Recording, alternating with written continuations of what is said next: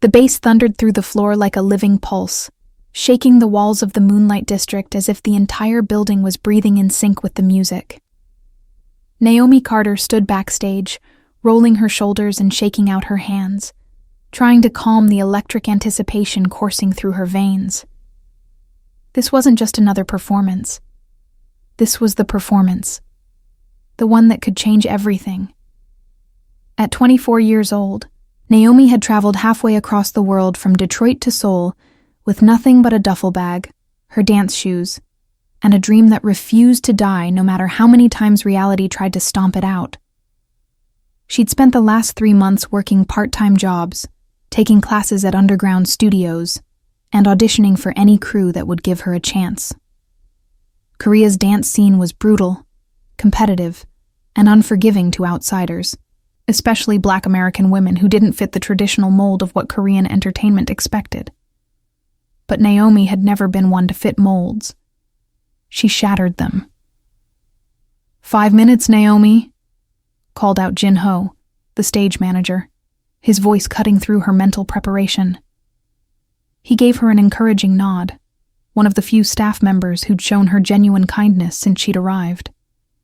The crowd's packed tonight, industry people everywhere. This is your moment. Naomi nodded, her heart hammering against her ribcage. She could hear the muffled roar of the audience beyond the heavy curtain, the anticipation building like static electricity before a storm. The Moonlight District wasn't just any club. It was the club where careers were born, where choreographers, music video directors, and entertainment executives came to discover the next big thing. One performance here could lead to backup dancer positions for K-pop groups, international tours, reality show contracts, or viral video fame that opened doors she couldn't even imagine yet.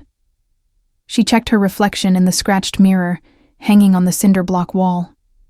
Her skin glowed with a light sheen of preparation, her hair pulled back into a sleek, high ponytail that would move with every gesture. She wore black cargo pants that sat perfectly on her hips and a cropped athletic top that showed just enough to be powerful without being provocative. This wasn't about sexuality. It was about command, about owning every inch of space she occupied. The outfit was strategic, professional, designed to let her body tell the story through movement rather than distraction. Her sneakers were broken in perfectly, her muscles warmed up and ready to explode into the choreography she'd spent weeks perfecting. This routine was a fusion of everything she was: Detroit street-style hip-hop with contemporary fluidity, hard-hitting isolation softened by liquid transitions, aggressive power tempered with emotional vulnerability. It was urban poetry written in body language. 2 minutes, Jin Ho called again.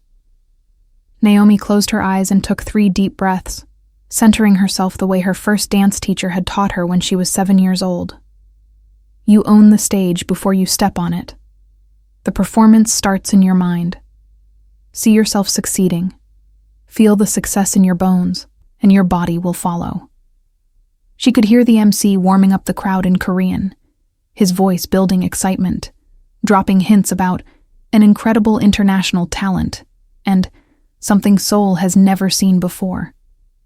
The anticipation was mounting, and Naomi felt that familiar transformation beginning. The shift from Naomi, the anxious immigrant trying to survive in a foreign country, to Naomi, the dancer who commanded attention and respect through pure artistry. 30 seconds. Get in position. Naomi walked to the side stage entrance, her breathing controlled, her mind clear. Through the gap in the curtain, she could see the packed club, hundreds of bodies pressed together, drinks raised, phones already out and recording, waiting to capture whatever was about to happen. The stage was bathed in deep blue and purple lighting, the DJ booth elevated at the back, and scattered throughout the crowd she could see the telltale signs of industry presence. People in designer clothes standing rather than dancing, holding expensive drinks, their body language screaming importance and evaluation.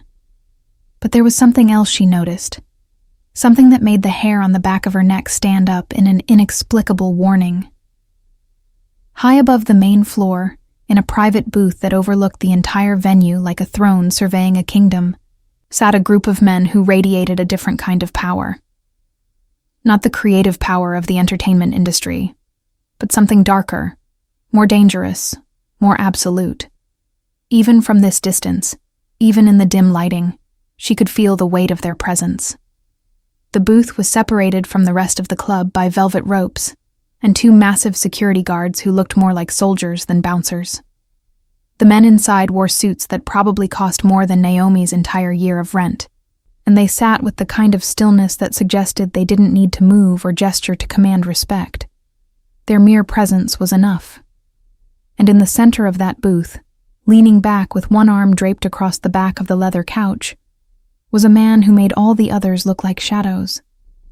Even in silhouette, even with distance and darkness between them, Naomi felt the intensity of his gaze like a physical touch across her skin. "Go! You're on!" The music dropped, a heavy, bass-driven beat that Naomi felt in her chest cavity, and she exploded onto the stage with the force of a controlled detonation. The lights hit her, and for a moment, the world disappeared except for the music, the movement, and the pure expression of everything she'd held inside for months of struggle and determination. Her body moved with precision and power, every gesture intentional, every movement telling a story of resilience, of claiming space in a world that tried to minimize her, of refusing to be invisible or diminished. Her isolations were sharp enough to cut glass, her flow smooth enough to pour like water, and her energy filled the entire venue until it felt like the building itself was dancing with her. The crowd erupted, but Naomi was beyond hearing them. She was in that sacred space where dancers live when they're truly connected to their art, where technique becomes instinct, where choreography becomes language, where the body speaks truths that words could never capture. She hit every beat with devastating accuracy, her contemporary training allowing her to create moments of stunning vulnerability between the hard-hitting urban movements, her face expressing emotions that made even the drunk audience members pause and actually see her. She executed a complex sequence of body rolls that transitioned into sharp popping, then melted into a floorwork section that showcased both strength and grace. Rising from the floor, she commanded the center stage with a series of turns and leaps that would have made her dance teachers proud, before bringing it all back to raw, urban energy that connected with the hip-hop roots she'd grown up with. The lights shifted, casting her in spotlights of gold and crimson, and Naomi felt like she was on fire, burning with everything she'd sacrificed to be here, everything she'd overcome, everything she refused to let defeat her. This wasn't just a dance performance. This was a declaration of existence, a claiming of territory, a refusal to be erased. In the VIP booth high above, Lee Seo-jin sat completely still, his whiskey untouched in his hand, his eyes locked on the stage with an intensity that made his associates shift uncomfortably. They'd never seen him like this, frozen, almost transfixed, his usual mask of cold calculation cracked by something they couldn't identify.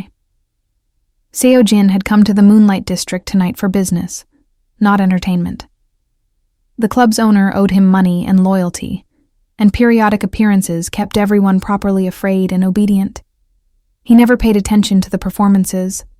They were background noise to the real work of maintaining power and control in Seoul's underground. He'd sat through countless shows with the same bored detachment, thinking about territory disputes, shipment schedules, and which rivals needed to be eliminated. But now, watching this woman move across the stage with a combination of technical precision and raw emotional power that he'd never witnessed, Seo-jin felt something shift inside his chest, something dangerous and unwelcome. She commanded attention not through desperation or sexuality, but through sheer, undeniable talent and presence. She moved like she owned every molecule of air in the venue, and the crowd responded like subjects before a queen. Who was she? Where had she come from? And why did watching her make him feel like he was seeing color for the first time after years of living in gray? The performance reached its climax, Naomi hitting a final sequence of movements that left the audience breathless before she landed in a powerful ending pose. Head high, chest heaving, eyes blazing with the satisfaction of someone who knew they'd just delivered something extraordinary. The lights went dark for 3 beats of silence, and then the entire club exploded with applause, cheers, and the chaotic energy of people who'd just witnessed something special. When the lights came back up, Naomi was already walking off stage, professional and composed, despite her racing heart and exhausted muscles. Backstage, Jinho grabbed her shoulders with genuine excitement. "That was incredible! I've already got 3 choreographers asking about you, and some entertainment company representatives want to meet you." Naomi nodded, trying to process the adrenaline crash and the overwhelming relief that she'd performed well. This was what she'd come to Korea for. This validation, these opportunities, this chance to prove that her dreams weren't naive fantasies, but achievable goals. But as she grabbed a towel and tried to catch her breath, she didn't notice the movement in the VIP booth above. She didn't see Lee Seo-jin slowly stand up, adjusting his suit jacket with deliberate precision, his eyes never leaving the spot where she'd disappeared backstage. She didn't hear him say something quiet to his head of security, words that made the hardened criminal go pale and simply nod in obedience. And she definitely didn't know that her life had just changed forever, that she'd caught the attention of the most dangerous man in Seoul, and that his interest was something far more terrifying than any audition or performance could ever be. Naomi stood in the cramped backstage area, still riding the high of her performance, when the atmosphere suddenly shifted. The normal post-show chaos, dancers congratulating each other, staff moving equipment, industry people schmoozing, all seemed to freeze at once, like someone had pressed pause on reality itself. Jinho's face went from excited to tense in a heartbeat. He was looking past Naomi toward the stairs that led down from the VIP section, and whatever he saw made all the color drain from his cheeks. Around them, conversations died mid-sentence. People stepped back instinctively, and an unnatural silence spread through the backstage area like a virus. "What's happening?" Naomi asked, turning to follow his gaze. Before Jinho could answer, she saw them. A group of men in expensive suits descending the stairs with the coordinated precision of a military unit. They moved through the crowd like sharks through water, and people parted before them without being asked, some actually pressing themselves against walls to avoid being in their path. These weren't entertainment industry people trying to network. These were predators in a space full of prey, and at the center of the formation walked a man who made every other person in the room look like background extras. Lee Seo-jin moved with the kind of controlled grace that came from absolute confidence in his own power. His black suit was perfectly tailored to his muscular frame, not flashy but clearly expensive in that way that whispered, rather than shouted wealth. His hair was styled in a perfect slicked-back look that emphasized his sharp jawline and the dangerous beauty of his features. A luxury watch caught the light on his wrist, and a thin gold chain was barely visible at his collar. But it was his face that truly captured attention, breathtakingly handsome in a way that seemed almost engineered for maximum impact, but with eyes that held absolutely no warmth. He looked like a Renaissance sculpture of an angel had been carved from ice and brought to life with the soul of something far darker. His gaze swept the room with casual indifference until it landed on Naomi, and then it locked with the intensity of a predator that had found its target. Naomi felt her breath catch, not from attraction, but from pure instinctual recognition of danger. Every survival instinct she possessed was suddenly screaming at her to run, but she couldn't move. She was frozen under that gaze like a deer in headlights, watching him approach with the inevitability of a natural disaster. "Who is that?" she whispered to Jinho. But the stage manager had already taken several steps backward, putting distance between himself and whatever was about to happen. 3 men in designer business casual who'd been chatting with Jinho about Naomi's performance, choreographers or directors she'd assumed, suddenly found urgent reasons to be elsewhere. One actually mumbled an apology and practically fled toward the exit. The other dancers backstage had all gone completely silent, watching with expressions that mixed fear with morbid curiosity. Seo-jin stopped about 10 feet away from Naomi, his security detail fanning out around him in a loose semicircle that effectively cut her off from the rest of the room. Up close, He was even more striking, the kind of masculine beauty that would make modeling agencies weep with joy, but corrupted by something cold and ruthless in his eyes that turned appreciation into unease. He had the body of someone who spent serious time in the gym, muscles evident beneath the expensive fabric, and a small elegant tattoo was just visible above his collar on the left side of his neck, some kind of traditional design that had probably cost thousands of dollars and hurt like hell. For a long moment, he just looked at her, studying her face with the kind of attention usually reserved for valuable objects being appraised. Naomi forced herself to meet his gaze, refusing to look away or show the fear that was tap-dancing along her spine. She'd grown up in Detroit, had dealt with her share of dangerous men, and had learned early that showing fear was like blood in the water. When Seo-jin finally spoke, his voice was low, precise, and carried the kind of authority that made it clear he was used to being obeyed without question. His English was perfect, barely accented, which somehow made him even more unsettling. "You dance well," he said, as if this was a casual observation rather than a statement that had emptied the entire backstage area of half its occupants.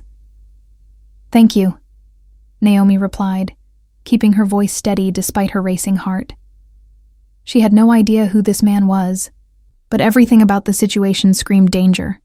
The way people reacted to his presence, the military precision of his security, the casual confidence of someone who knew they were untouchable. "What's your name?" "Naomi Carter." "American?" "Yes." "How long have you been in Seoul?" The questions were clipped, direct, almost interrogative. Naomi felt like she was being processed rather than having a conversation. 3 months. I came to study and perform." "You're better than the others here," Seo-jin continued, his eyes never leaving her face. "Your technique is superior, your presence commands attention, and you have something they don't. Authenticity. You're not performing to be noticed. You're performing because you must." It was an astute observation, actually, the kind that would have been flattering coming from anyone else. But from this man, with this audience of terrified onlookers, it felt less like a compliment and more like a claim being staked. "I appreciate that," Naomi said carefully, trying to find the exit strategy in this conversation. "But I should probably... You'll come with me." The statement landed like a physical blow. Not a question, not a request, not even really a command. Just a statement of fact, as if he'd announced the sun would rise tomorrow and expected the same level of compliance with reality. "Excuse me?" Naomi's voice sharpened despite her best efforts to stay diplomatic. "You'll come with me," Seo-jin repeated with exactly the same inflection, as if her confusion was irrelevant to the outcome. "I have opportunities for someone with your skills, private events, exclusive performances, compensation that will exceed anything you'd earn in this industry otherwise." Around them, the remaining staff members were staring with expressions of horrified fascination. A few were filming on their phones from safe distances, probably already uploading to social media with captions about whatever drama was unfolding. Jin-ho had completely disappeared, abandoning Naomi to whatever this was. "I'm not interested," Naomi said, injecting steel into her voice. "I came to Seoul to pursue my career in dance, not to—" "Your career in dance will go nowhere without proper connections and protection," Seo-jin interrupted, his tone still conversational, but with an edge that suggested contradicting him was not something people usually survived. "Seoul's entertainment industry is controlled by people who will use you, exploit you, and discard you when you're no longer useful. I'm offering something better. You don't even know me. I know enough. I know you're talented, driven, and far from home with limited resources and no protection. I know you're navigating a foreign culture that doesn't easily accept outsiders. And I know that what I'm offering is better than struggling for scraps from an industry that will never truly accept you." The casual cruelty of his assessment, that she would fail, that she needed him, that she had no other options, ignited something fierce in Naomi's chest. She'd spent her entire life being underestimated, being told she couldn't achieve her dreams, being offered help by men who wanted to exploit her. This might be a different country and a different language, but the dynamic was exactly the same. "Thank you for your offer," Naomi said, her voice cold now. "But I'm not interested in whatever you're selling. I'll succeed on my own terms." The room went so silent you could have heard a pin drop on the concrete floor. Seo-jin's expression didn't change. No anger, no surprise, nothing that would indicate he'd just been rejected. But something flickered behind his eyes, some emotion too quick to identify before his mask of control slammed back into place. "You're refusing?" he asked. And now there was something new in his voice. Not anger exactly, but something close to fascination, as if she'd done something so unexpected that he genuinely didn't know how to process it. "Yes, I'm refusing," Naomi confirmed, taking a small step backward toward where she'd left her bag. "Now, if you'll excuse me, I have people to meet and a career to build." For 3 heartbeats, Seo-jin didn't move. His security detail looked confused, clearly waiting for orders about how to handle this unprecedented situation. The man himself just stared at Naomi with an expression that had shifted from cold appraisal to something far more complex. Surprise, certainly, but also what might have been respect, or possibly the beginning of an obsession. "You don't know who I am," he finally said, and it wasn't a threat. It was a statement of fact, almost curious. "No," Naomi admitted, "but I know men like you. Men who think their money and power mean they can have whatever they want, including people. I'm not for sale, and I'm not interested in being anyone's trophy or property." "I wasn't suggesting you were property," Seo-jin replied, his voice taking on a slightly different quality, less commanding, more genuinely engaged, as if he was actually having a conversation rather than issuing orders. "I was offering an opportunity. An opportunity that started with, 'You'll come with me,' not, 'Would you be interested in discussing an opportunity?'" Naomi countered. "That's not an offer. That's an order. And I don't take orders from men I don't know in clubs where everyone's terrified of them." A muscle twitched in Seo-jin's jaw, the first crack in his controlled exterior. His security detail shifted nervously, clearly unused to witnessing their boss being challenged so directly. But Seo-jin himself didn't explode or threaten or do any of the things Naomi had braced herself for. Instead, he did something completely unexpected. He almost smiled, a tiny curve at the corner of his mouth that transformed his face from coldly beautiful to devastatingly attractive. "You're right," he said, and the admission seemed to surprise him as much as it surprised everyone else. "That was presumptuous. My name is Lee Seo-jin, and I would like to discuss an opportunity with you. May I have 5 minutes of your time?" The sudden shift in approach was disarming, tactical, and probably just as calculated as his initial command. But Naomi had to admit it was more effective. At least he was acknowledging her as a person, rather than an acquisition. 5 minutes, she agreed, crossing her arms. "Right here, where people can see us." Seo-jin glanced around at the remaining staff and dancers, who were trying to pretend they weren't listening to every word. "My office would be more private. Here," Naomi insisted, "or nowhere." Another flicker of something, amusement, intrigue, crossed his face. "Very well."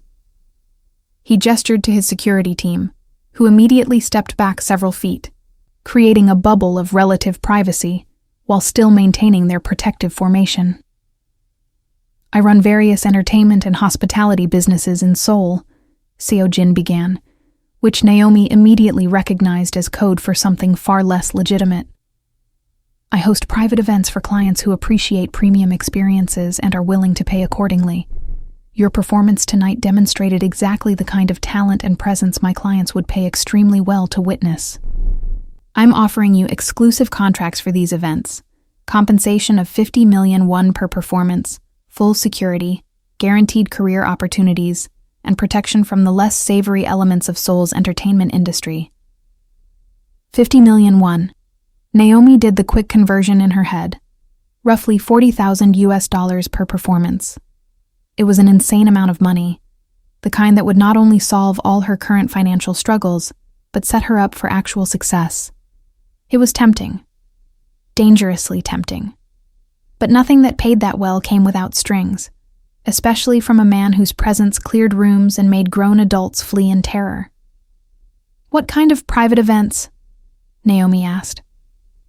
"Corporate gatherings, celebrations, exclusive parties for high-net-worth individuals who value discretion and quality." "And what would these events require beyond dancing?" "Nothing beyond dancing," Seo-jin replied smoothly. "Your job would be to perform. Nothing more. You would be treated with the utmost respect by my staff and my clients, or they would face consequences." The way he said consequences made Naomi's skin prickle. This man wasn't talking about stern letters or contract penalties. He was talking about the kind of consequences that involved violence and fear. "Who are you really, Lee Seo-jin?" Naomi asked directly. "Because this doesn't sound like a legitimate entertainment business, and everyone in this club is terrified of you. So before I even consider your offer, I want to know exactly who and what I'd be getting involved with." For a moment, Seo-jin looked at her with something approaching genuine interest, as if he was seeing her as an actual person for the first time, rather than a particularly interesting acquisition. "You're perceptive and brave to ask that question." "I'm practical," Naomi corrected. "I've seen enough to know when something's too good to be true." "I'm someone who has built an empire through intelligence, strength, and the willingness to do what others won't," Seo-jin said carefully. "I protect what's mine, I eliminate threats, and I reward loyalty. People fear me because I've earned that fear. But I'm also someone who appreciates talent and protects valuable assets. I'm not an asset. Everyone is an asset, Miss Carter. The only question is who they belong to, and what they're worth. I belong to myself. For now." It wasn't a threat exactly, but it wasn't reassuring either. Seo-jin checked the expensive watch on his wrist, probably worth more than Naomi's entire life savings, and then looked back at her with those cold, calculating eyes. "Your 5 minutes are up. Think about my offer. You have my interest, which is more valuable than you understand. When you're ready to discuss this seriously, tell Jin-ho. He knows how to reach me." Without waiting for a response, Seo-jin turned and walked away, his security detail immediately falling into formation around him. The crowd parted again, giving him a wide berth as he moved through the club and disappeared up the stairs toward the VIP section. The moment he was out of sight, the entire atmosphere changed. People started breathing normally again, conversations resumed, and the backstage area slowly returned to its usual chaotic energy. Jin-ho crept back over to Naomi, his face still pale. "Do you have any idea who that was?" "He said his name was Lee Seo-jin. He's the head of the Hwarang clan," Jin-ho whispered, looking around nervously as if saying the name might summon him back. "One of the most powerful organized crime families in Seoul. People who cross him disappear. Businesses that don't cooperate with him burn down. And you just rejected him. To his face. In public." Naomi felt her stomach drop as the full weight of what she'd just done crashed over her. "I didn't know." "Nobody rejects him, Naomi. Nobody. And now he's interested in you, which is either the best thing or the worst thing that could happen to your career. Probably both." Naomi grabbed her bag with shaking hands, suddenly desperate to get out of the club and back to her tiny apartment where she could process what had just happened. But as she headed for the exit, she caught sight of the VIP booth high above the main floor. Seo-jin was back in his seat, but he wasn't talking to his associates, or checking his phone, or doing any of the normal things someone would do after a business interaction. He was watching her. Even from this distance, even through the crowds and the darkness and the chaos of the club. She could feel his gaze like a physical weight on her skin. And she knew, with terrible certainty, that this wasn't over. Not by a long shot. She'd just caught the attention of the most dangerous man in Seoul, and she had no idea whether that would launch her career or destroy her life. Probably both. The week following Naomi's performance at the Moonlight District passed in a surreal blur. She'd woken up the next morning half convinced the entire encounter with Lee Seo-jin had been some fever dream brought on by performance adrenaline and exhaustion. But the hundreds of social media messages, the calls from Jin-ho, and the sudden inexplicable interest from entertainment agencies and choreographers confirmed that something significant had happened. Her Instagram followers had exploded overnight, from 800 to over 50,000. The video of her performance had been shared across multiple platforms, racking up millions of views. Dance crews from around Seoul were reaching out for collaborations, and 3 different entertainment companies had sent official inquiries about representation. It was everything she'd dreamed of when she'd boarded that plane from Detroit 3 months ago. Except none of it felt quite real, because underneath all the professional opportunities was a current of something darker. Some of the messages were congratulatory and normal, but others hinted at knowledge she didn't have. "Wow, you caught his attention," one message read, with no clarification of who he was. "Be careful," warned another. "That kind of interest can be dangerous." The most unsettling simply said, "You should have accepted his offer." Naomi tried to focus on the legitimate opportunities. She met with a choreographer who wanted to feature her in a music video. She taught a workshop at a prestigious dance academy in Gangnam. She even fielded an offer to audition for a backup dancer position with a mid-tier K-pop group, which would have been a huge opportunity under normal circumstances. But everywhere she went, she felt watched. Not paranoid watched, but actually, genuinely surveilled. She'd catch glimpses of the same dark sedan parked outside her apartment building, outside the studio where she practiced, outside the cafe where she ate breakfast. The men inside never approached her, never tried to interact, just watched and followed at a careful distance. Jin-ho confirmed her suspicions when she asked him about it. "Of course you're being watched," he said, as if this was the most obvious thing in the world. Seo-jin doesn't make offers lightly, and he definitely doesn't forget people who refuse him. He's either protecting you or monitoring you. Maybe both. "That's insane," Naomi protested. "I'm a dancer, not some kind of valuable asset that needs surveillance." To him, you might be exactly that. "Look, I don't know what his interest in you means, but I know enough about how these things work to tell you this. He's not going to just let you disappear back into the normal dance scene. You're on his radar now, and that means you're going to have to make a choice eventually." "I already made my choice. I said no." "And that's probably why you're still interesting to him," Jin-ho replied. "Men like Seo-jin are used to getting everything they want immediately. You're the exception, and exceptions are fascinating. Be careful, Naomi. Don't go places alone. Don't accept drinks from strangers, and if anyone approaches you claiming to represent him, call me immediately." The warning should have terrified her, but instead it just made Naomi angry. She'd come to Seoul to build a career on her own terms, not to become some crime lord's pet project or obsession. She'd fought too hard and sacrificed too much to let anyone, no matter how powerful or dangerous, derail her dreams. She threw herself into work with fierce determination. She took every legitimate opportunity that came her way, pushing herself to prove that she could succeed without anyone's protection or patronage. She choreographed a routine for a small production company, taught classes at 2 different studios, and continued performing at showcases and battles around the city. Each performance was her way of declaring independence, of proving she didn't need Lee Seo-jin or his resources or his opportunities. But the surveillance never stopped, and more disturbingly, neither did the protection. Naomi didn't notice it at first, but Jin-ho pointed it out. "Have you realized you haven't had any problems lately?" "What do you mean?" I mean, Seoul's entertainment industry is brutal, especially for foreign dancers. There are usually aggressive promoters trying to force contracts, drunk assholes harassing women after shows, rival crews starting beef over territory and opportunities.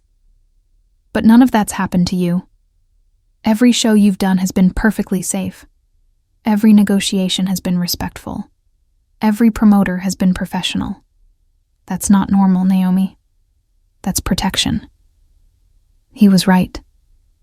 Now that she thought about it, the few times she'd been approached aggressively, by a drunk businessman after a corporate event, by a pushy talent scout who wouldn't take no for an answer, the situations had resolved themselves almost immediately.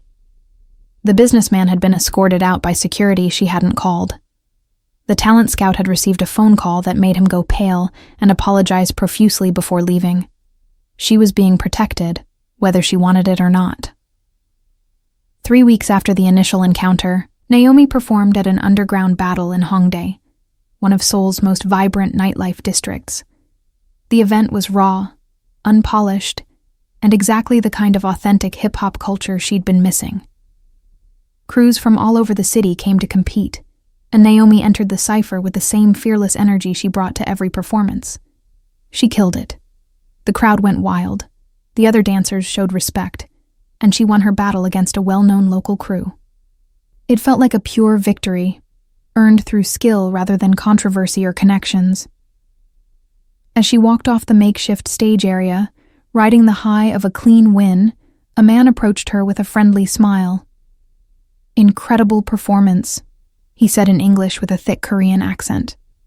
He was in his 40s, dressed in expensive streetwear that probably cost thousands, with the kind of confident demeanor that suggested success. "I'm a talent manager with connections to several major entertainment companies. I'd love to discuss representation opportunities with you." "Thank you," Naomi replied, pulling out her phone to take his business card details. "I'm interested in hearing—" She never finished the sentence. One of the dark sedans she'd become familiar with pulled up to the curb with aggressive speed, and 3 men in suits emerged with the coordinated precision of a tactical team. They didn't grab her or manhandle her, but they positioned themselves in a clear protective formation around her, cutting off the talent manager's access. The manager's friendly expression evaporated, replaced by fear.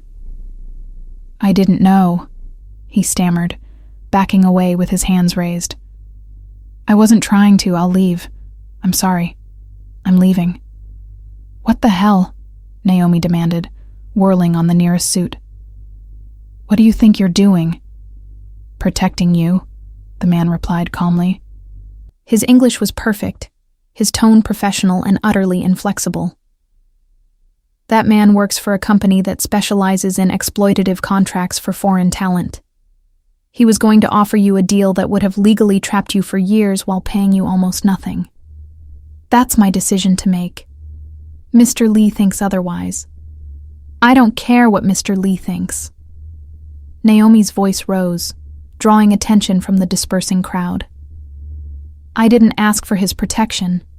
I don't want his protection, and I certainly don't need armed guards following me around Seoul like I'm some kind of prisoner." The security man's expression didn't change. "Mr. Lee anticipated you might feel this way. He requests a meeting to discuss the situation. Tonight. He's sent a car." "I'm not getting in anyone's car. You can tell Mr. Lee that I appreciate his concern, but I'm handling my own career and my own safety." He anticipated that response as well. The security man pulled out a phone and pressed a single button, then held it out to Naomi. "He'd like to speak with you." Naomi hesitated, her anger warring with curiosity and a deeply buried concern that rejecting this call might have consequences she couldn't predict. Finally, she snatched the phone. "Hello, Miss Carter." Lee Seo-jin's voice was exactly as she remembered. Smooth, controlled, with that undercurrent of absolute authority that suggested he was used to worlds rearranging themselves to accommodate his preferences. "I apologize for the aggressive intervention, but I couldn't allow that particular vulture to sink his claws into you." "You have no right to interfere in my life," Naomi hissed, turning away from the curious onlookers and security detail. I'm not your responsibility or your property. You're correct on both counts. However, you are someone whose talent I respect, and I find myself disinclined to watch that talent be exploited or destroyed by an industry that views foreign dancers as disposable resources. So your solution is to control me instead. That's not protection, that's possession. I'm not trying to possess you, Miss Carter. I'm trying to keep you alive and successful long enough for you to realize that Seoul's entertainment industry is far more dangerous than you understand. Then educate me instead of stalking me. Have an actual conversation instead of sending armed guards to intimidate anyone who approaches me. There was a pause, and when Seo Jin spoke again, there was something different in his voice. Not quite warmth, but something closer to genuine engagement. That's fair. Meet me for dinner. 1 hour, neutral location, just conversation. I'll explain exactly what you're navigating, and you can decide for yourself how to proceed. No obligations, no pressure, just information. And if I refuse, then I'll continue protecting you from a distance, and you'll continue being angry about it, and eventually something will happen that could have been prevented if you'd understood the full picture. Or you can take 1 hour to hear me out, and at least make informed decisions about your career. Naomi hated that he had a point. She was navigating a foreign entertainment industry, with limited knowledge of how things really worked, and rejecting information out of stubbornness would be cutting off her nose to spite her face. 1 hour, she agreed. Public restaurant, and I'm bringing a friend. Bring whoever you wish. There's a restaurant called Mingles in Gangnam. I'll reserve a private dining room. 7 o'clock. My driver will collect you. I'll meet you there. I'm not getting in your car. Another pause, and she could almost hear the smile in his voice. As you wish. 7 o'clock, Miss Carter. I'll see you then. The call ended, and Naomi handed the phone back to the security guard with more force than necessary. Her hands were shaking slightly, whether from anger or adrenaline or something else entirely, she couldn't tell. She immediately called Jin Ho, who answered on the second ring. I need you to come to dinner with me tonight, with Lee Seo Jin as a witness and backup. There was a long silence on the other end. Naomi, I like you, but I like being alive more. Do you have any idea what you're asking? I'm asking you to be my friend, and help me navigate a situation I don't fully understand. Please, Jinho. I can't do this alone. Another pause, then a heavy sigh. Fine, but if anything happens, I'm immediately prostrating myself on the floor and apologizing for whatever you've done. Despite everything, Naomi almost laughed. Deal. Meet me at the restaurant at 7. She spent the rest of the afternoon trying to calm her nerves and figure out what she was going to say. Part of her wanted to tell Seo Jin to go to hell and leave her alone. But another part, the practical, strategic part that had gotten her from Detroit to Seoul in the first place, recognized that understanding the reality of her situation was better than operating in ignorant defiance. At 6:45, Naomi stood outside Mingles, one of Seoul's most exclusive restaurants, wearing the nicest outfit she owned, a simple black dress that was professional without being formal, paired with her favorite leather jacket. Jin Ho stood beside her, looking like he was preparing for his own execution. We can still leave, he offered weakly. No, we can't, Naomi replied, squaring her shoulders and walking through the restaurant's elegant entrance. The hostess took one look at her, said, Miss Carter? With a knowing smile, and immediately led them through the main dining room to a private area in the back. The space was beautiful. Traditional Korean design elements mixed with modern luxury, a private room with a table set for 3, and absolutely no other diners or staff visible. Lee Seo Jin was already seated, looking impossibly elegant in a charcoal suit with his hair perfectly styled, a glass of whiskey in front of him. When Naomi and Jin Ho entered, he stood with the kind of natural grace that suggested expensive etiquette training. Miss Carter, he greeted, his eyes sliding briefly to Jin Ho with something that might have been amusement. And guest. "This is Jinho from the Moonlight District," Naomi said firmly. "He's here as my friend and witness to this conversation." "Of course." Seo Jin gestured to the seats across from him. "Please sit. I've ordered several dishes. I hope you don't have dietary restrictions I'm unaware of." The dinner that followed was perhaps the strangest experience of Naomi's life. Seo Jin was the perfect host, attentive, articulate, and surprisingly knowledgeable about dance and entertainment. He asked intelligent questions about her training, her influences, and her goals. He discussed Seoul's dance scene with the kind of insider knowledge that went far beyond casual interest. He was charming, engaging, and absolutely nothing like the cold, commanding figure who had cleared an entire backstage area through presence alone. But underneath the civilized conversation, there was always that undercurrent of danger, that reminder that this was a man who commanded fear and violence with the same ease that he was now discussing modern dance theory. After the main course, Seo Jin finally addressed the real reason for the meeting. "You want to understand what you're dealing with. So let me be direct. Seoul's entertainment industry is controlled by a handful of companies with government connections, organized crime backing, and absolutely no qualms about exploiting, abusing, or destroying talent that doesn't comply. Foreign dancers like yourself are particularly vulnerable. You have no family connections, no legal protections, and no understanding of who can be trusted." "And you're different how?" Naomi challenged. "I'm not different. I'm worse. In many ways, I operate completely outside legal structures. I use violence when necessary, and I have no interest in pretending to be legitimate.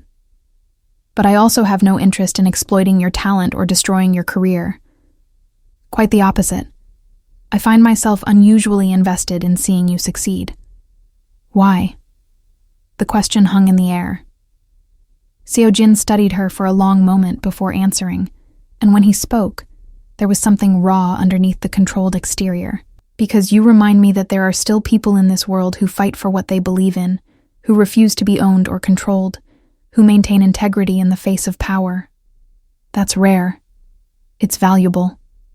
And it's worth protecting." Naomi felt something shift in her chest, some complicated emotion she couldn't quite name. This man was dangerous, possibly evil by conventional standards. But there was also something tragic about him. Something that suggested he'd been shaped by violence and power in ways that had destroyed whatever softer parts of himself might have once existed. "I can't be what you need me to be," she said quietly. "I can't be your redemption or your proof that good still exists. I'm just a dancer trying to build a career. I know that. I'm not asking you to be anything except yourself, but I am asking you to let me protect you while you do it. Because the reality is that you've already attracted the wrong kind of attention, and refusing my protection doesn't make you independent. It makes you vulnerable." "What do you mean, the wrong kind of attention?" Seo Jin's expression darkened. "There are rival organizations who've noticed my interest in you. To them, you're not a talented dancer. You're leverage against me. A weakness they can exploit. By rejecting my protection, you're not just risking your career. You're risking your life." The words fell like stones into water, sending ripples of fear through Naomi's carefully maintained composure. Jinho had gone pale beside her, confirming that this wasn't exaggeration or manipulation. "So my choices are, accept your control or live in danger?" Naomi asked, hearing the bitterness in her own voice. "Your choices are accept my protection while maintaining your independence, or refuse and face consequences you're not equipped to handle. I'm not trying to own you, Miss Carter. I'm trying to keep you alive." Before Naomi could respond, the restaurant's lights suddenly went out. The darkness lasted only 3 seconds, but in that brief moment, Naomi felt the entire atmosphere of the room transform from civilized dinner to lethal threat. She heard movement, fast, coordinated, professional, and when the lights came back on, the scene had changed completely. Seo Jin was standing, his suit jacket open to reveal a handgun at his waist that definitely hadn't been visible before. The door to their private dining room had burst open, and the 3 security guards who'd been stationed outside were now inside, weapons drawn, surrounding the table in a defensive formation. Jin-ho had actually slid under the table, which under other circumstances might have been funny. "Stay down," Seo-jin commanded, his voice completely different now. No charm, no smoothness, just cold, tactical authority. He wasn't talking to Naomi like she was a person anymore. He was talking to her like she was an asset that needed protection. "What's happening?" Naomi demanded, refusing to duck or hide despite every instinct screaming at her to follow Jin-ho's example. "Someone just tried to kill the power to this building," Seo-jin replied, his eyes scanning the room with predatory focus.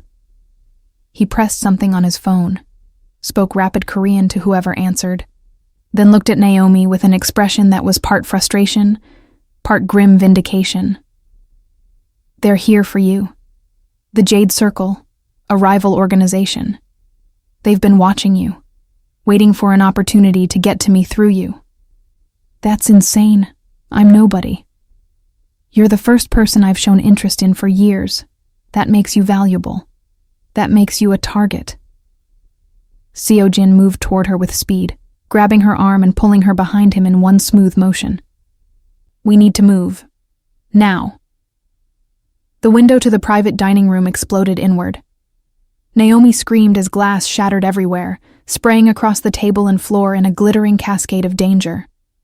Men in dark tactical gear came through the window with military precision. 3 of them, all armed, all moving with the kind of coordinated efficiency that spoke to serious training. Seo-jin's security responded immediately, and suddenly the elegant private dining room became a war zone. Gunshots rang out, impossibly loud in the confined space. Naomi felt Seo-jin shove her down behind the table, his body covering hers in a protective stance that would have been romantic in any other context, but here was simply survival instinct. She could hear Jin-ho whimpering beside her, and she reached out to grab his hand, both of them frozen in terror as violence exploded around them. "South exit," one of Seo-jin's guards shouted in English, probably for Naomi's benefit. "Move!" Seo-jin hauled Naomi to her feet, not gently but effectively, and dragged her toward a door she hadn't noticed before. Some kind of secondary exit that probably wasn't on the restaurant's official floor plan. His security was holding off the attackers with controlled gunfire, buying them seconds to escape. Naomi looked back and saw one of the attackers go down, red blooming across his tactical vest.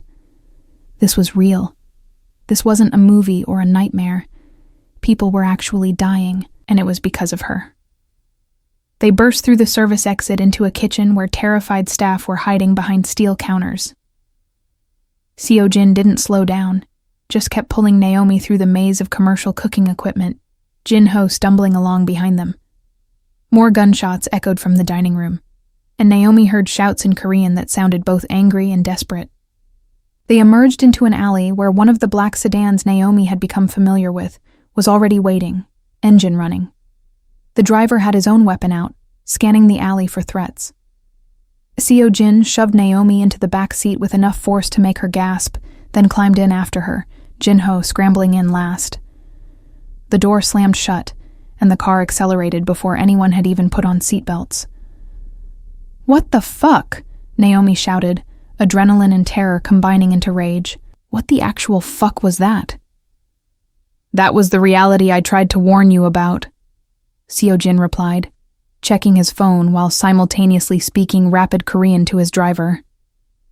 His face was completely calm, as if they'd just left a normal business dinner rather than a literal assassination attempt.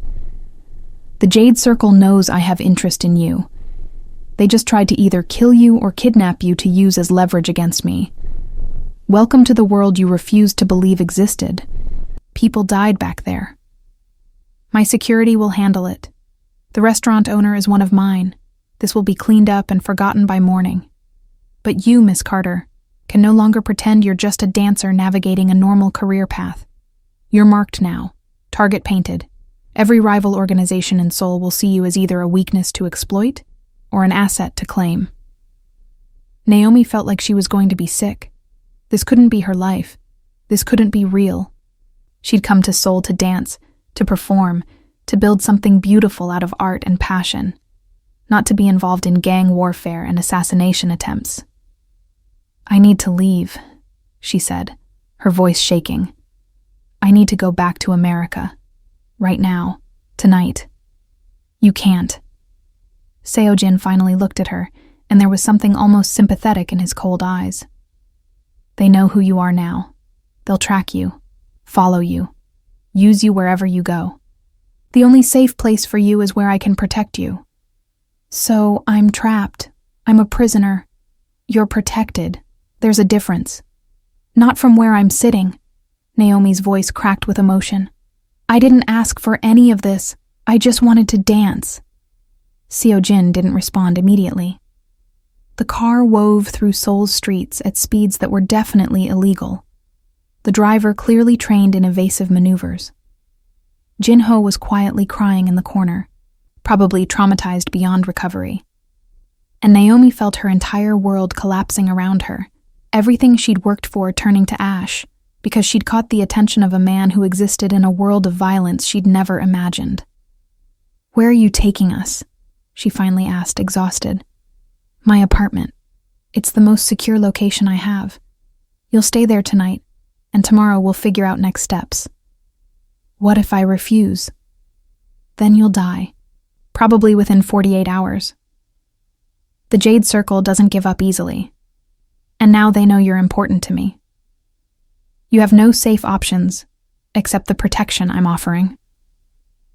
Naomi wanted to argue, to fight, to maintain her independence and agency. But the memory of those gunshots, the sight of men in tactical gear crashing through windows, the very real brush with death, it was all too overwhelming. For the first time since arriving in Seoul, she felt completely powerless. Seo-jin's apartment was in one of Seoul's most exclusive buildings, the kind of place that probably cost more per month than Naomi made in a year. The security to even enter the building was insane. Armed guards, biometric scanners, reinforced everything.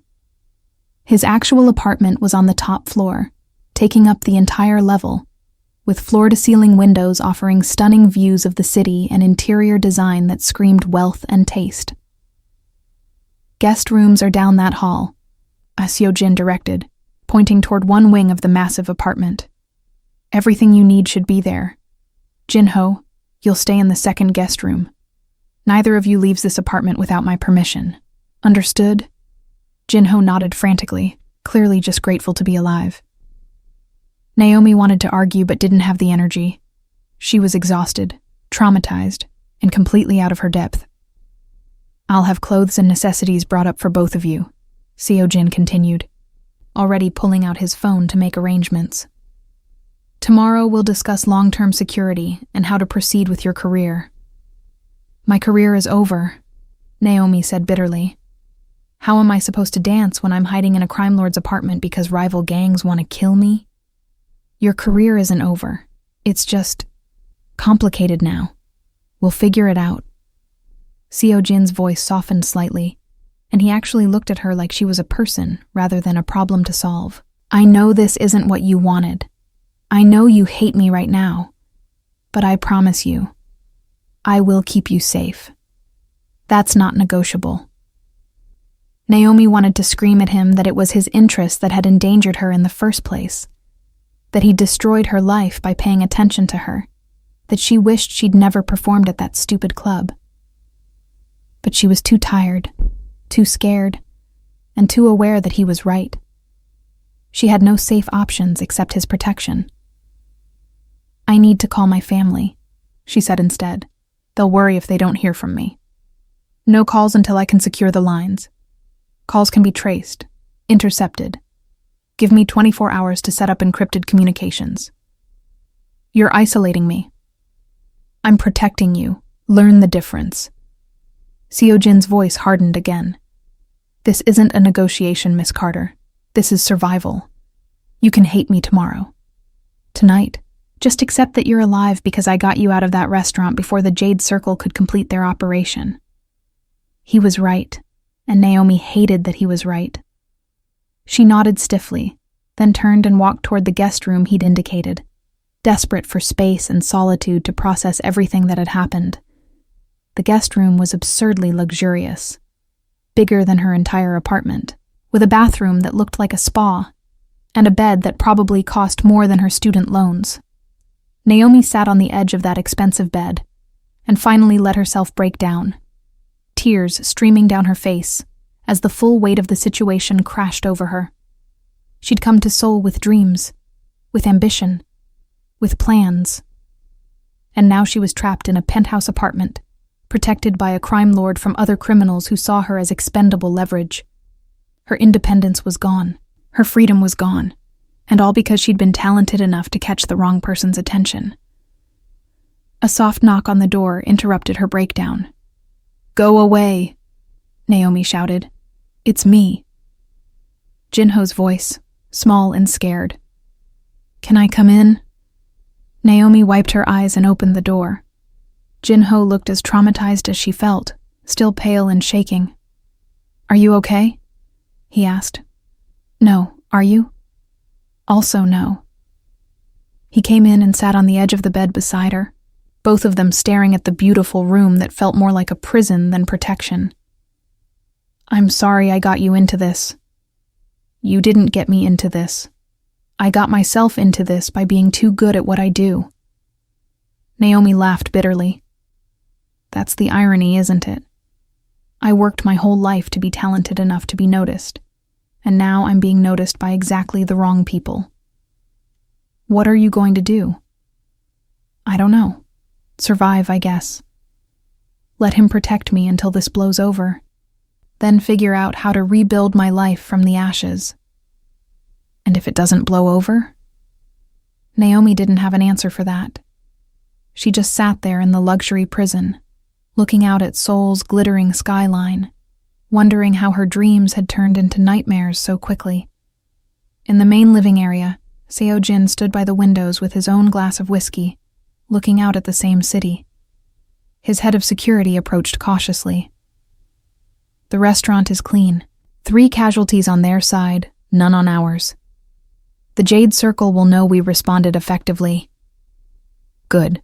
Double security on this building. I want surveillance on every entry point, and I want to know the moment anyone from the Jade Circle so much as drives past this neighborhood." "Yes, sir. And the girl?" Seo Jin's jaw tightened. "She stays here until I can neutralize the threat. No exceptions. She won't like that." "I don't care what she likes. I care that she survives." Seo Jin took a long drink, the whiskey burning down his throat like the frustration burning in his chest. "This is my fault. I showed interest, and they saw weakness. Now she's paying the price for my mistake. You could send her back to America. End the threat." They'd follow her. The Jade Circle doesn't give up that easily. The only way to protect her is to eliminate them entirely. And that's going to take time and resources. Seo Jin turned away from the window, his expression hardening into the cold mask he wore when making lethal decisions. "Send word to our allies. It's time to remind Seoul why the Hwarang clan is not to be challenged. The Jade Circle made this personal. They're going to regret that." His security nodded and left to execute the orders. Seo Jin stayed by the window, looking toward the hallway where Naomi had disappeared, feeling something unfamiliar and unwelcome stirring in his chest. He'd spent years building walls around himself, turning into the cold, calculating monster everyone feared. He'd eliminated empathy, because empathy was weakness. He destroyed anything soft in himself, because softness got you killed in his world. But watching Naomi dance, seeing her refuse him with fire in her eyes, protecting her tonight, all of it had cracked something in those walls. And now he was in the dangerous position of actually caring whether she lived or died, which meant she'd become the exact weakness he'd spent his life avoiding. The Jade Circle had tried to exploit that weakness tonight. They'd failed.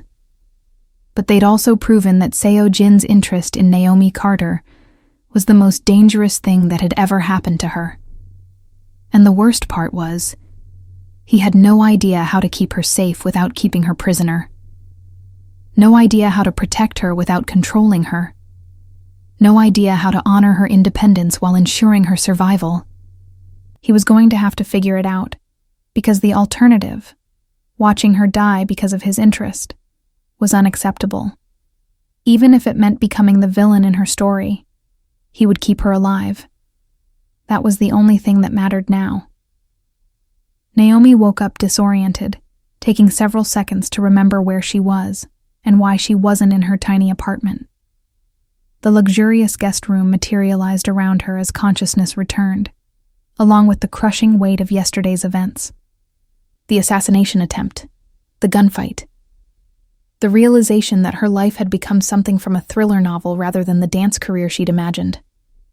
Sunlight streamed through floor-to-ceiling windows, and she could hear muted sounds from elsewhere in the apartment, voices speaking Korean, movement, the clink of dishes.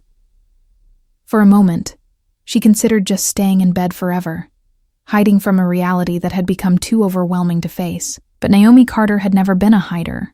She'd faced poverty, racism, doubt, and every obstacle Detroit had thrown at her. She wasn't about to let fear keep her cowering in an expensive bedroom, no matter how justified that fear might be. She showered in the absurdly fancy bathroom, finding designer toiletries and fluffy towels that probably cost more than her monthly rent. Someone, probably Seojin's staff, had left clothes for her, high-end athletic wear in her exact size, which was both thoughtful and unsettling in how much information it implied he had about her. She dressed in black leggings and a fitted long-sleeve top, pulling her hair back into her usual ponytail, trying to feel like herself despite the surreal circumstances. When she emerged from the guest room, she found Jinho already in the main living area, sitting on a designer couch looking like he expected assassins to burst through the windows at any moment. He gave her a weak smile when she appeared. Morning. Or afternoon, actually. It's almost 1 o'clock. Jesus. Naomi had slept for almost 12 hours, her body apparently deciding unconsciousness was preferable to processing trauma. Where's Seojin? Office. Meeting with his people about the attack last night. Someone brought breakfast, though. Or lunch, I guess. There's food in the kitchen. Naomi found the kitchen, which was predictably stunning. All marble countertops, professional-grade appliances, and a spread of Korean and Western breakfast foods that could have fed a small army. She grabbed coffee and some fruit, not trusting her nervous stomach with anything heavier, then joined Jinho in the living room. "Have you tried to leave?" she asked. Jinho shook his head. "There are guards everywhere. Polite, but very clear that we're staying put. I tried to call my sister and they took my phone. Said all communications have to be approved and encrypted. It's like witness protection, except we didn't actually witness anything except our own near-death experience." Before Naomi could respond, Seojin emerged from the hallway that apparently led to his office. He'd changed from last night's suit into more casual clothing, expensive jeans and a black designer t-shirt that somehow made him look even more dangerous than the formal wear had. His hair was still perfectly styled, and he looked well-rested, despite presumably spending the night managing criminal operations. "You're awake," he observed, pouring himself coffee. "Good. We need to talk about next steps." "Next steps like letting us leave this gilded cage?" Naomi challenged. "Next steps like keeping you alive long enough to have a future." Seojin sat in an armchair across from them, his body language relaxed, but his eyes sharp and assessing. "The situation is more complicated than I initially thought. The Jade Circle's interest in you isn't just about getting to me. They've been watching you for weeks, trying to determine your value. Last night was a dual operation. Eliminate you as my weakness, or capture you to use as leverage. So I'm trapped here indefinitely? You're protected here until I can eliminate the threat, which I'm in the process of doing. But there's something else you should know." Seojin pulled out a tablet and turned it toward her, showing what appeared to be surveillance footage. "This was taken 2 days ago, outside the studio where you teach in Gangnam." The video showed Naomi leaving the studio after class, chatting with a few students. A man approached her, someone she vaguely remembered had thought was just another fan, or potential choreography client.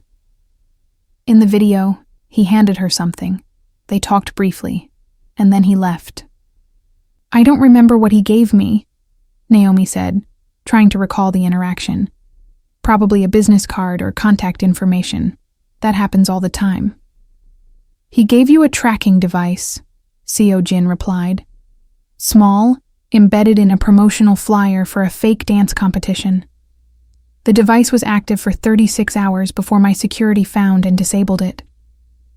During that time, the Jade Circle knew everywhere you went, everyone you talked to, and everyone you cared about."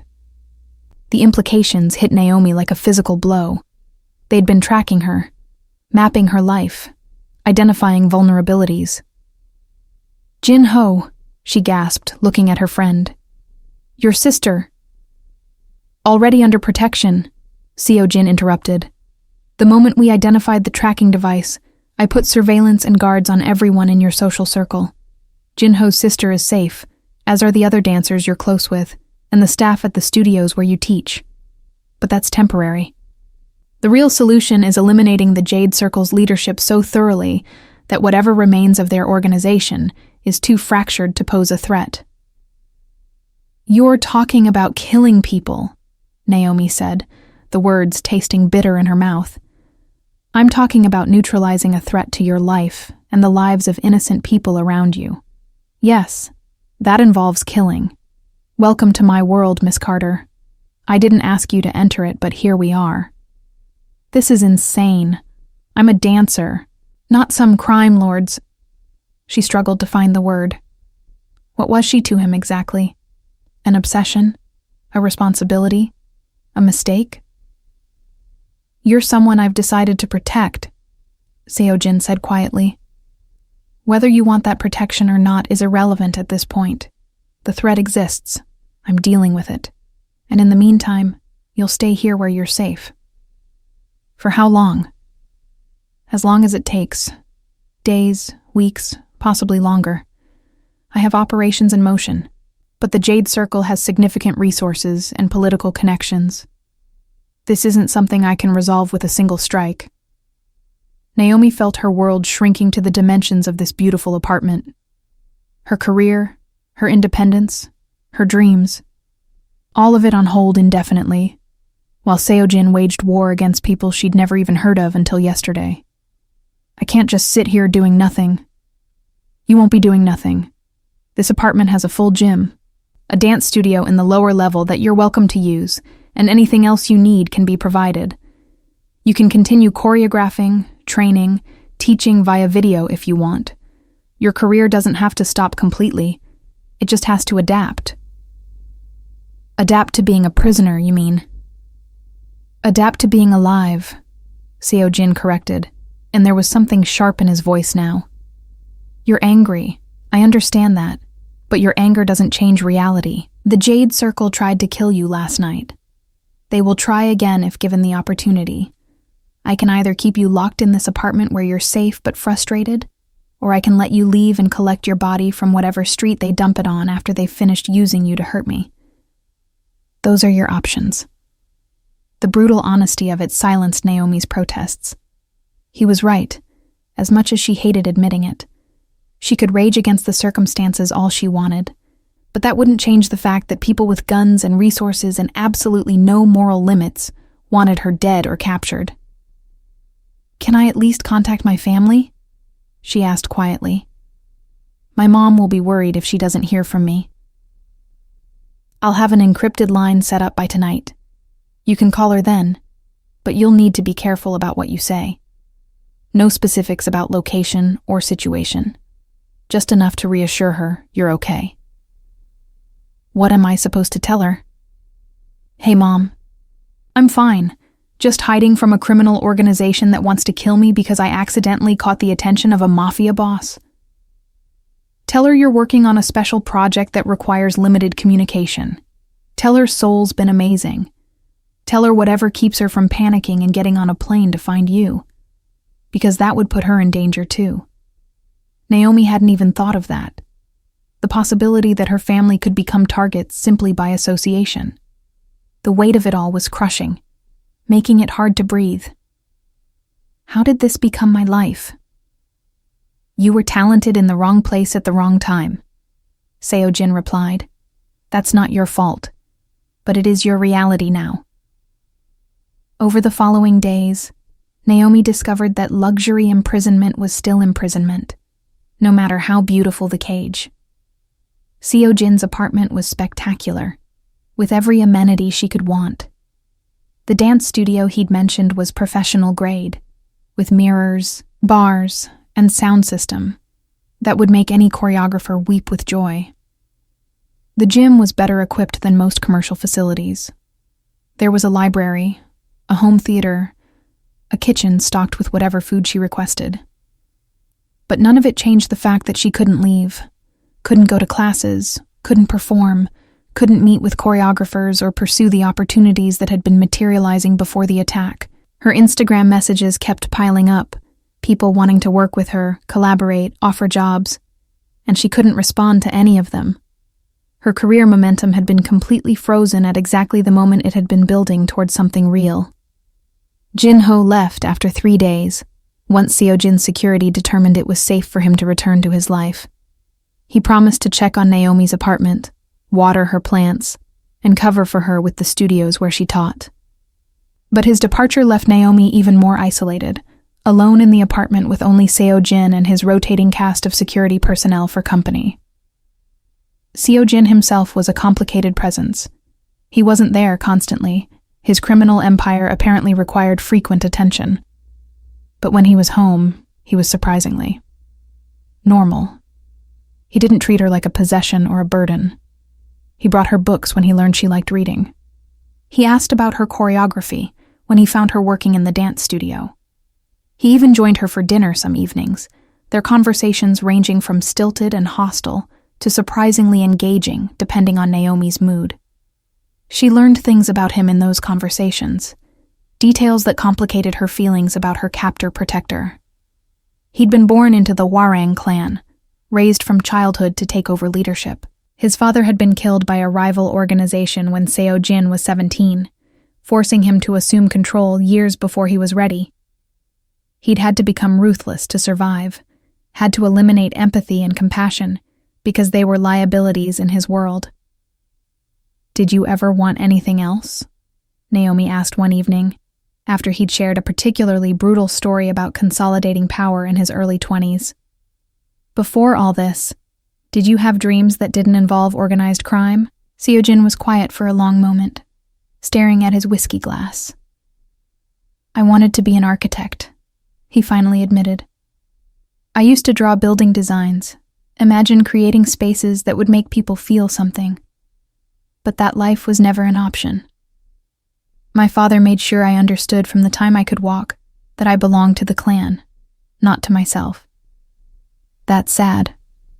It's reality. We don't all get to choose our paths, Miss Carter. Some of us are born into roles we can't escape." "Everyone can escape," Naomi argued.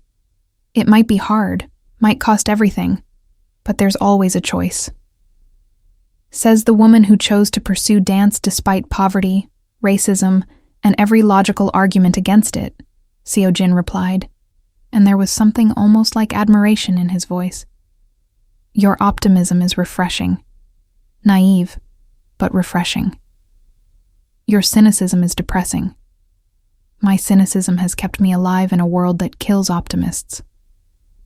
They were sparring, verbally dancing around each other, and Naomi realized with some surprise that she didn't entirely hate these conversations. Seo-jin was intelligent, articulate, and when he dropped the cold crime lord persona, genuinely interesting to talk to. He asked about her life in Detroit, her journey to dance, her family. He listened to her vent about the frustration of being trapped, never getting defensive or dismissive. And sometimes when he thought she wasn't looking, she caught him watching her with an expression that wasn't cold calculation or predatory interest, but something closer to wonder, as if he couldn't quite believe she was real. 2 weeks into her captivity, Naomi was in the dance studio working through a new routine when Seo-jin appeared in the doorway.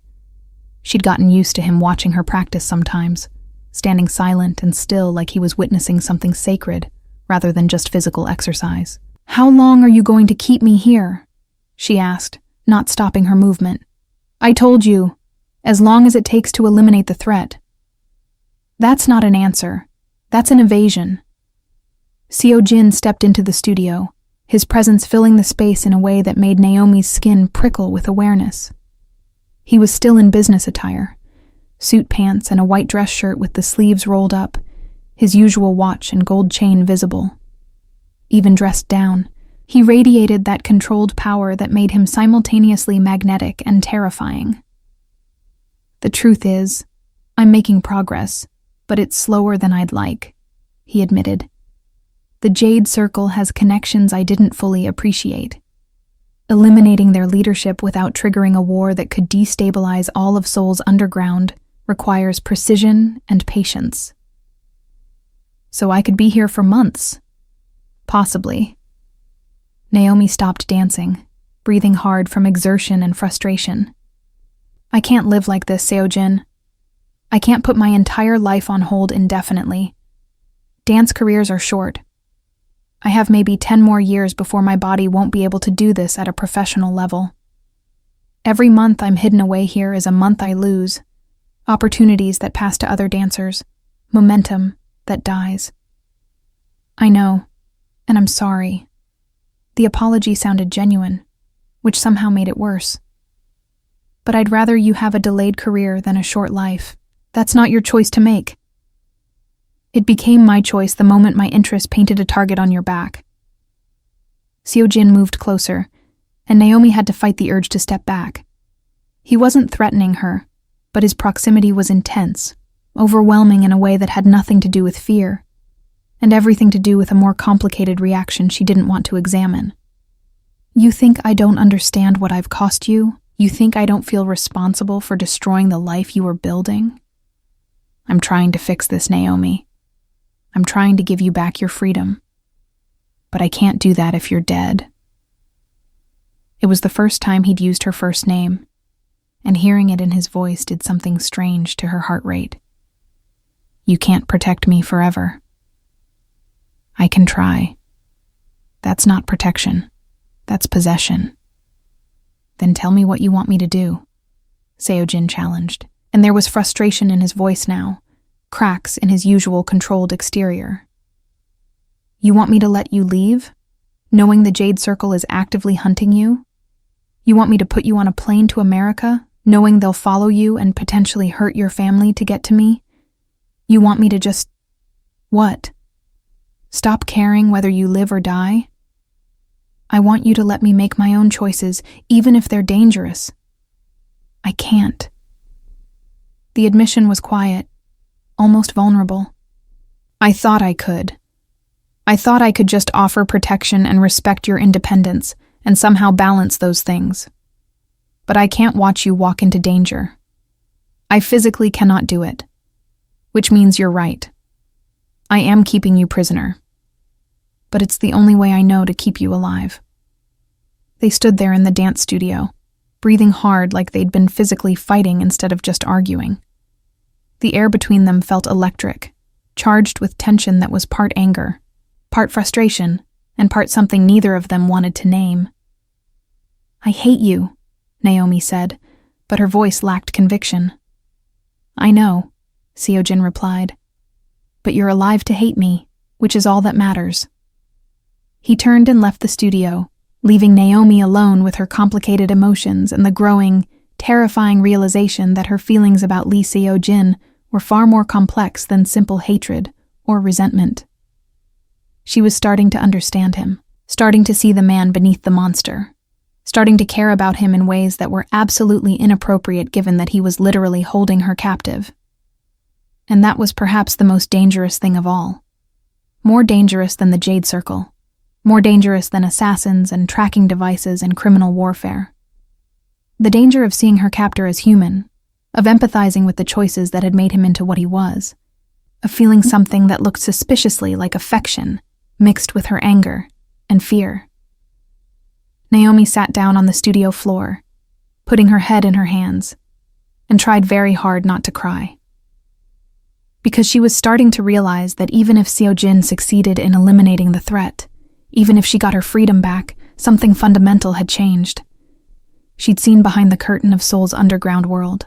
She'd witnessed violence and power, and a kind of protection that came with chains she might never fully escape.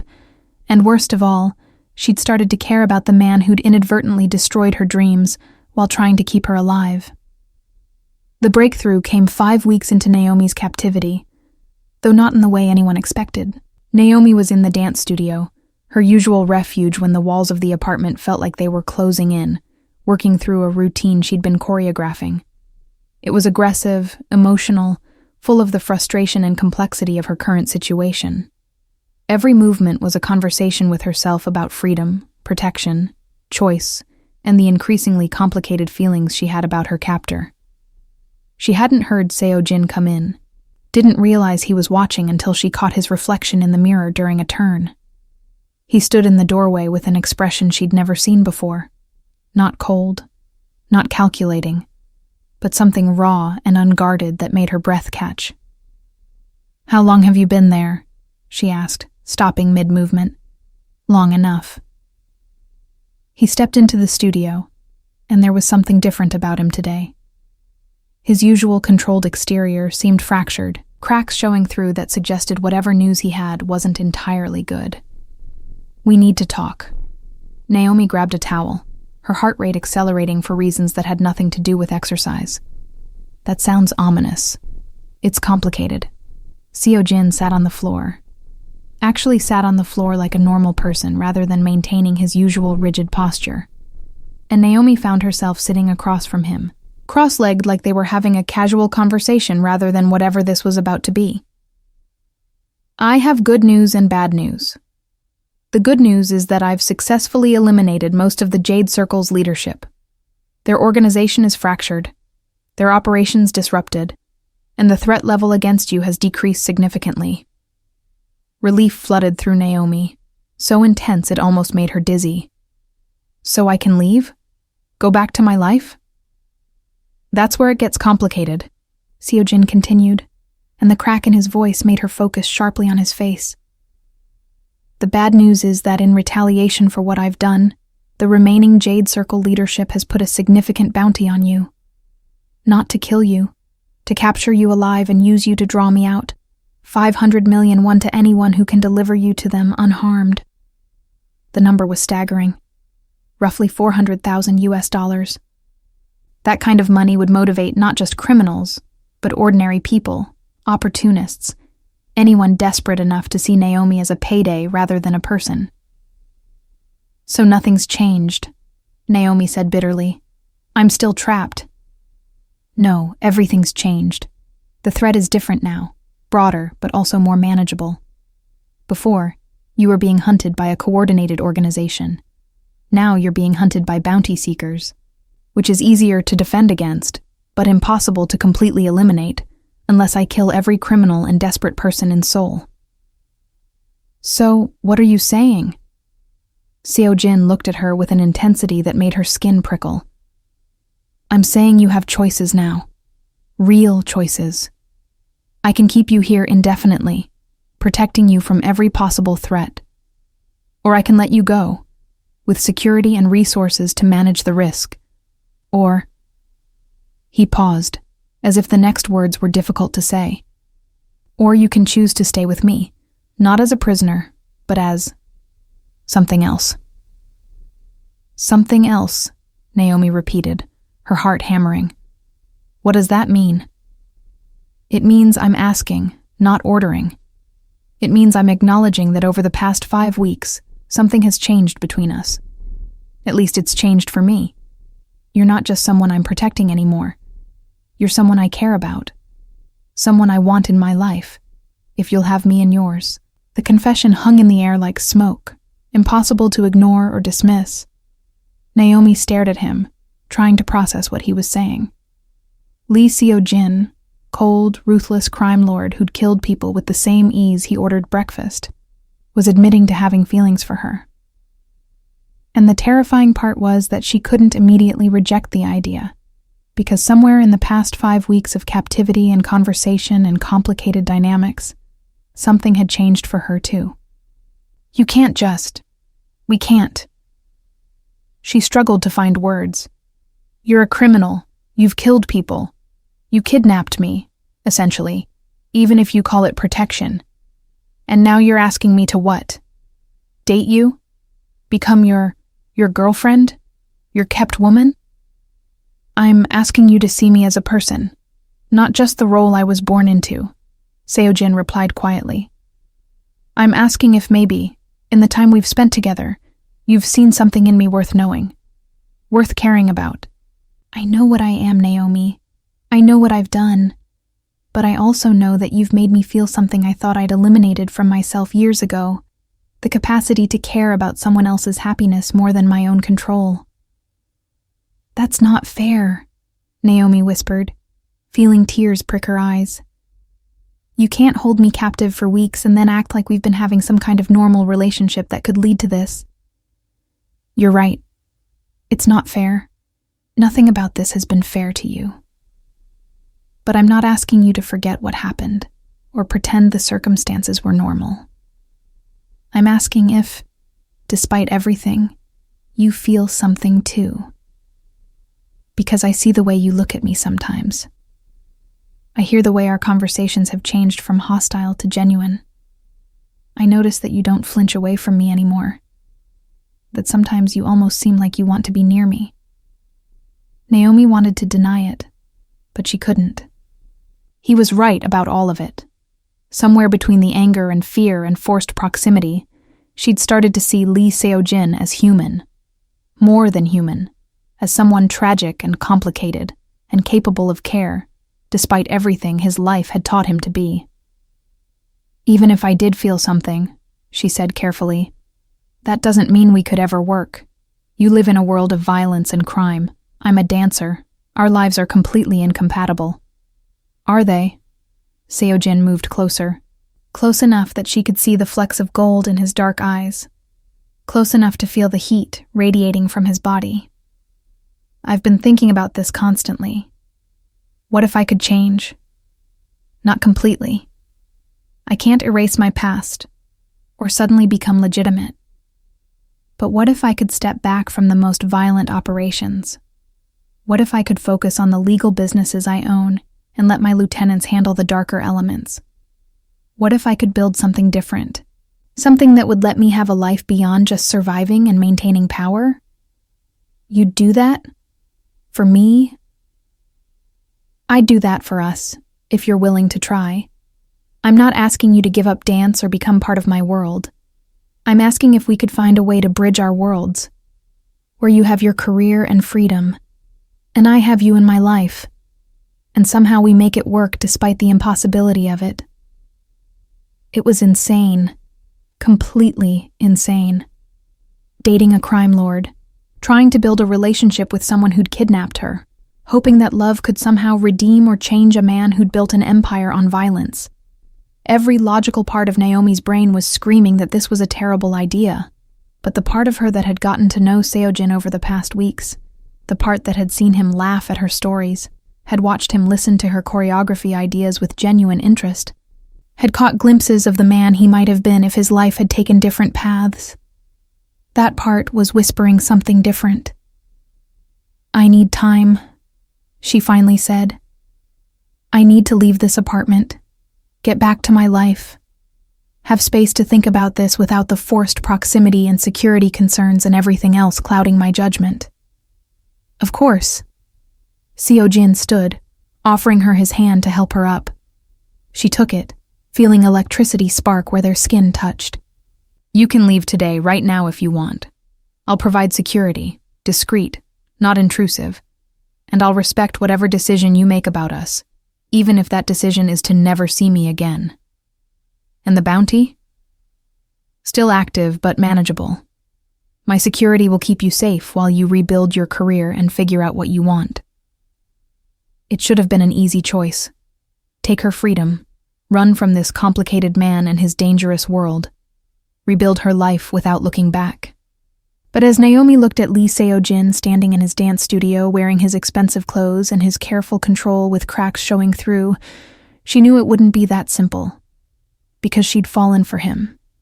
Somehow, impossibly, against every instinct of self-preservation, she'd fallen for the crime lord who'd destroyed her life while trying to save it. "Give me 2 weeks," she said. 2 weeks of freedom and space and normal life. Then I'll have an answer about whether this, whatever this is, could ever work. 2 weeks, Seo-jin agreed, and the relief on his face was so genuine it almost broke her heart. "Thank you for even considering it. That's more than I deserve." "Probably," Naomi agreed. "But apparently I have terrible taste in men." He smiled, genuinely smiled. Not the cold curve of lips she'd seen before, but actual warmth. And for a moment she could see who he might have been if the world had been kinder. "If you decide to try this, I promise I will spend every day trying to deserve your terrible taste." The 2 weeks that followed were both relief and torture. Relief because Naomi could finally return to her life. Her apartment, her classes, her performances, and choreography opportunities. The dance world had moved on during her absence, but not so much that she couldn't rebuild. She landed a music video job, started teaching regular classes again, and even fielded offers from 2 different entertainment companies. The security Seo-jin provided was professional and discreet. So subtle she sometimes forgot it was there, until she caught glimpses of the guards maintaining careful distance, or noticed situations resolving themselves before they became problems. The bounty was still active, but whatever Seo-jin had done behind the scenes kept it from becoming a constant threat. But torture, because she couldn't stop thinking about him. He didn't contact her during those 2 weeks, keeping his promise to give her space. But his absence was almost worse than his presence had been. She found herself looking for him in crowds, wondering what he was doing, whether he was thinking about her, whether he really meant the things he'd said about changing. Jinho noticed her distraction. "You're thinking about him," he observed after she'd zoned out during their coffee meeting for the 3rd time. "I know I shouldn't be. But you are." "But I am," Naomi confirmed. "Is that crazy? To have feelings for someone who literally kidnapped me?" "Stockholm Syndrome is real," Jinho replied gently. "But I also saw how he looked at you, how he talked to you. I think he genuinely cares, in whatever twisted way someone like him is capable of caring. The question is whether that's enough to overcome everything else. The violence, the danger, the fundamental incompatibility of your worlds." "I don't know," Naomi admitted. "I just know that I miss him, which is completely insane given everything he's done." "Maybe you're not in love with him," Jinho suggested. "Maybe you're in love with who he could be, the potential you see in him. That's different from accepting who he actually is." It was a good point, one that Naomi couldn't stop thinking about as the 2 weeks drew to a close. Was she in love with Lee Seo-jin, or in love with the fantasy of saving him? Was she seeing potential that didn't actually exist, projecting her hopes onto a man who would never really change? On the 14th day, her phone buzzed with a message from an unknown number. Just an address and a time. A park in Hanam-dong, sunset. She knew without asking that it was from Seo-jin, and that this was the moment where she had to decide. She could ignore it. She could text back that she'd thought about it and decided it would never work. She could move on with her life and let him fade into memory as the dangerous criminal who'd briefly derailed her dreams. Or she could show up and see where this impossible thing might lead. Naomi stood in the park at sunset, watching the sky bleed orange and pink over Seoul's skyline. Seo-jin appeared exactly on time, dressed more casually than she'd ever seen him. Jeans, a simple black sweater, no visible weapons or security detail. He looked younger somehow, less intimidating, almost nervous. "You came," he said, relief evident in his voice. "I came," Naomi confirmed. "But I need to know something first. Are you capable of real change? Not just saying you'll step back from violence, but actually doing it? Because I can't be with someone who kills people, Seo-jin. I can't reconcile that with who I am. I've already started, he replied. In the past 2 weeks, I've restructured my operations. I've handed control of the most violent elements to my lieutenants and focused on legitimate businesses, real estate, hospitality, entertainment venues. I can't erase my past, but I can choose a different future. If you're part of that future, what if it's not enough? What if we try this and realize we're too different, from worlds too incompatible? Then we'll have tried. But I think we're more similar than different, Naomi. We both know what it's like to fight for what we want, to refuse to accept the limitations other people put on us, to build something from nothing against impossible odds. The circumstances were different, but the core of who we are, that's the same. Naomi looked at him standing in the sunset, this dangerous man who'd somehow become important to her, and made her choice. Not a logical choice, not a safe choice, but the choice her heart was demanding despite every reasonable objection her brain could offer. If we do this, she said, it's on my terms. I keep my career, my independence, my identity as a dancer. I'm not becoming your trophy or your kept woman. I'm my own person who happens to be in a relationship with you. Agreed. And if you slip back into violence, if you become that cold person again, I walk away. No arguments, no guilt trips, no using security or protection to keep me. Agreed. And you have to meet my family eventually, which is going to be terrifying for everyone involved. I'm looking forward to it, Seojin replied, and there was actually warmth in his voice. I promise I'll be on my best behavior. Naomi stepped closer, closing the distance between them, and reached up to touch his face.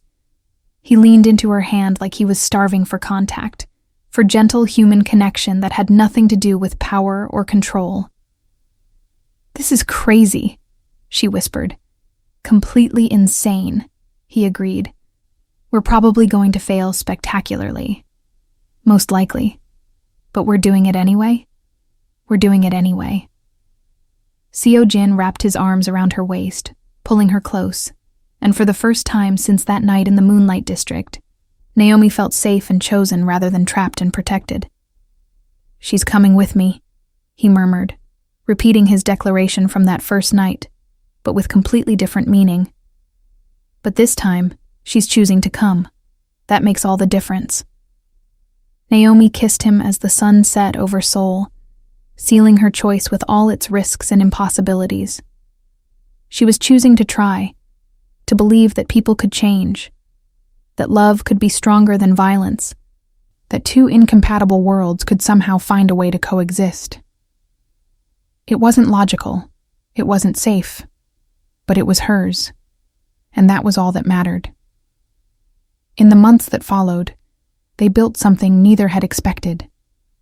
Seojin did step back from his most violent operations, focusing on legitimate businesses while maintaining enough authority that rival organizations didn't see his changes as weakness. Naomi's career flourished. She landed a backup dancer position with a major K-pop group, choreographed for music videos and concerts, and even started teaching masterclasses to international students.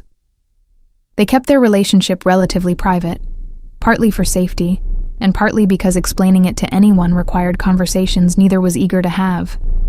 But those who knew them saw the change. Seojin becoming softer, more human, allowing himself vulnerabilities he'd spent years eliminating. Naomi becoming more confident, more grounded, secure in the knowledge that she was valued not as property but as a partner. The bounty on her head was eventually withdrawn, after Seojin completely dismantled what remained of the Jade Circle's organization. The security detail became smaller, less intrusive, until it was barely noticeable. And gradually, impossibly, the relationship that had started with, "She's coming with me," became something real and sustainable. Two people from incompatible worlds choosing each other, despite every reason not to. It wasn't perfect. They fought about his business, about her need for independence, about the fundamental differences in their worldviews. But they also loved, passionately, protectively, with the intensity of people who'd found something unexpected and precious in each other. And if anyone had told Naomi Carter at the beginning of her soul journey that she'd end up in love with a Korean crime lord who'd once declared his claim on her like she was property, she would have laughed in their face. But life, it turned out, was full of unexpected turns.